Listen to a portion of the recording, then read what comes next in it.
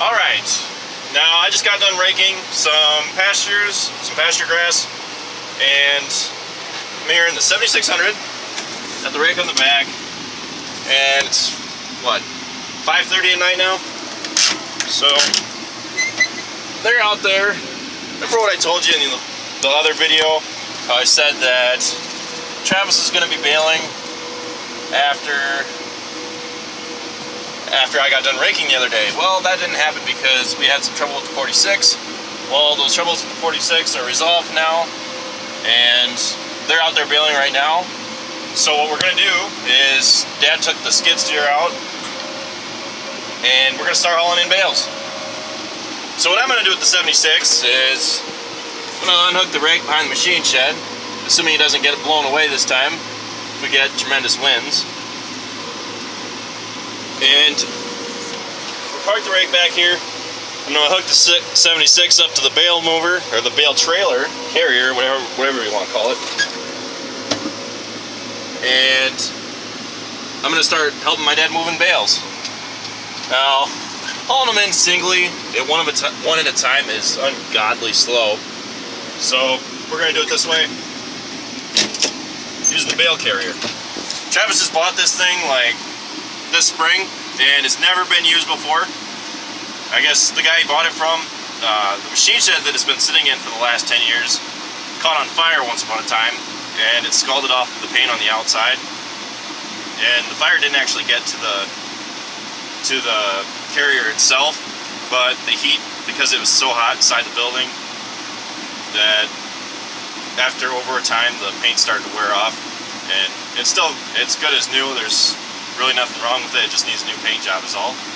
So we're gonna start using that. I gotta unhook the rig now.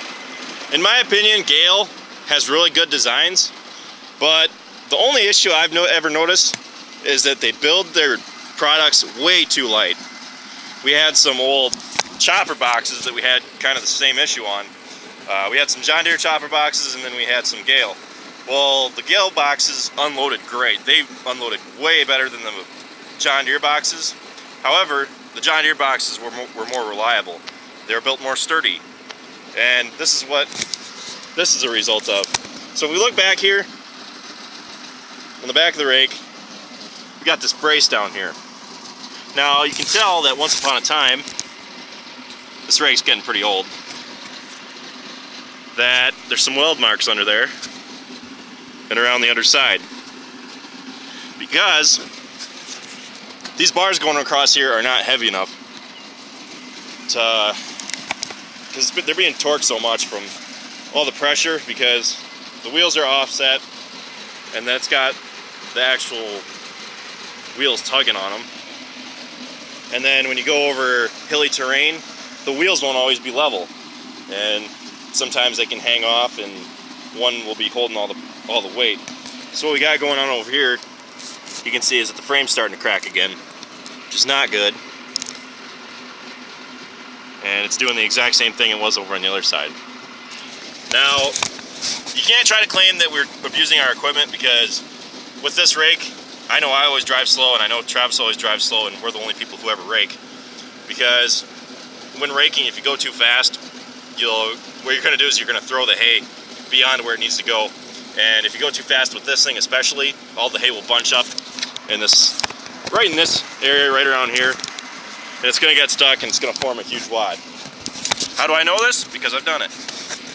Now, all this is going to take is some welding to do to fix that up.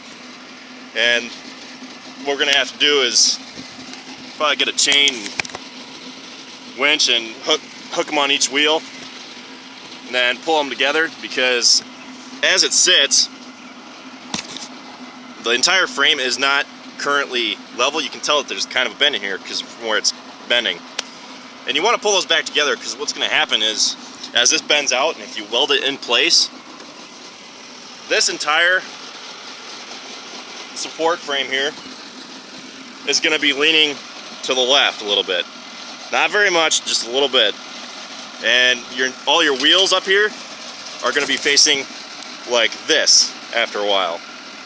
So you want to make sure that when you go and weld that and secure it, make sure it's not going to bust, you want to make sure that the wheels are as close together as you can get them, because you're going to run into issues with the wheels being tilted, and it's not going to pick up the hay as good as it should be. So that's all I have to really rant about that. So let's unhook this and get going.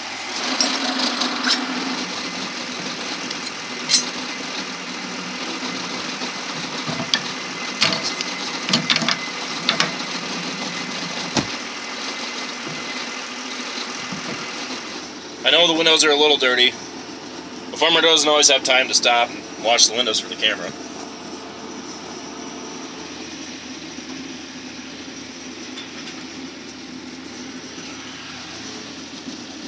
Now we're doing something I haven't shown a whole lot.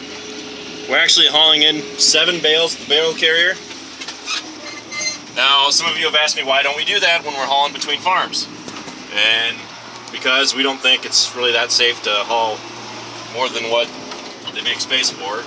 And we don't like to, and we really don't like to push our equipment, so we're not going to do it. This way we can haul in 8 bales at a time, which is a lot nicer because we can just fly along, pick them up, then drop them off all in one go. And we do it a lot faster. Sometimes, like if you do it individually, it could take all day. So that's why doing it this way is nice.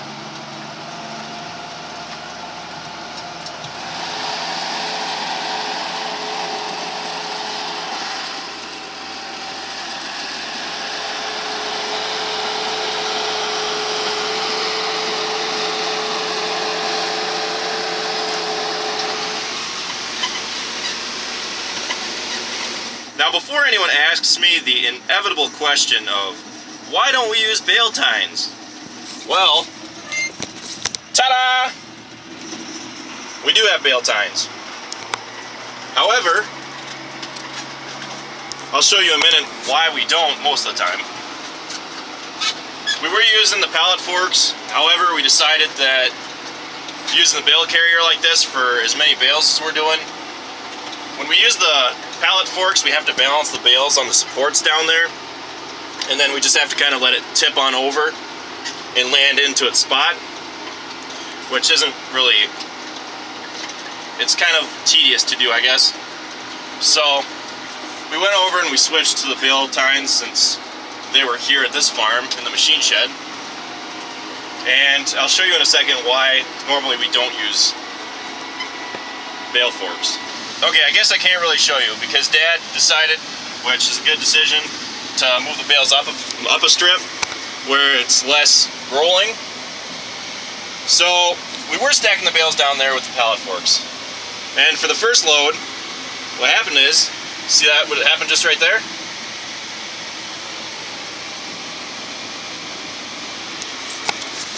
That, ladies and gentlemen, is why we do not use bale tines for the most part.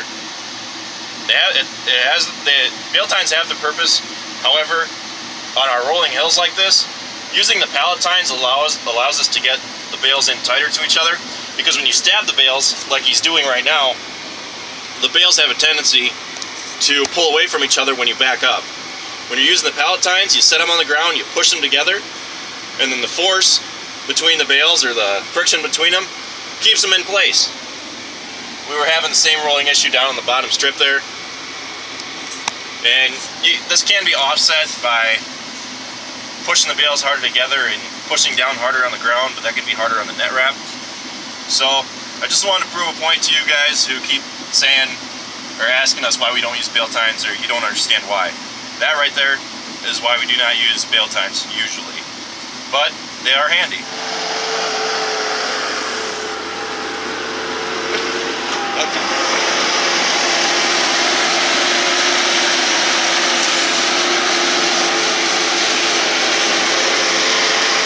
Another reason we prefer pallet forks over bale tines is because we flip our bales up on end a lot, such as when we're storing them in the machine shed.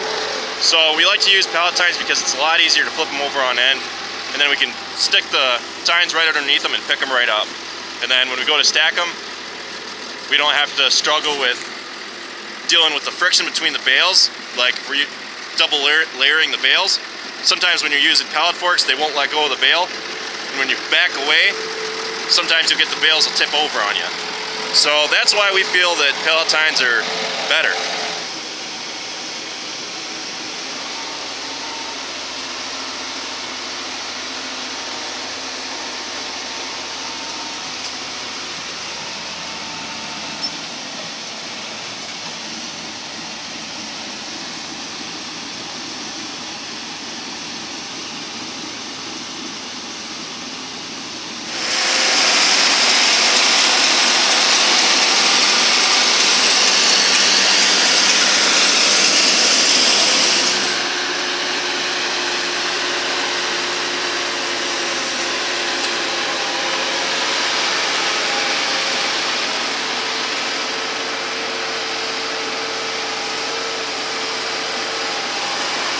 One more thing. Last year we rented a Bobcat S250 and we just rented it for a couple days or a day, I think. We didn't, it's not a permanent thing. We don't own it. I know some of you thought we had Bobcat 773 and a S250. That S250 we rented and we probably will do the same thing again this year once we do some of our larger grass patches, I should say. We haven't gotten into cutting any of our larger grass strips that we're going to be cutting down and making into round bales and selling. So you'll probably see videos of that coming up here soon. So that should be about it. We're pretty well done. Yeah, sun's setting. Travis has got like 3 more passes to do, and I think Dad and I got 1 more load to get, so we should be pretty well done. So I'm gonna let you go. Thanks for watching, guys. Be sure to check out my other videos, and I'll see you next time.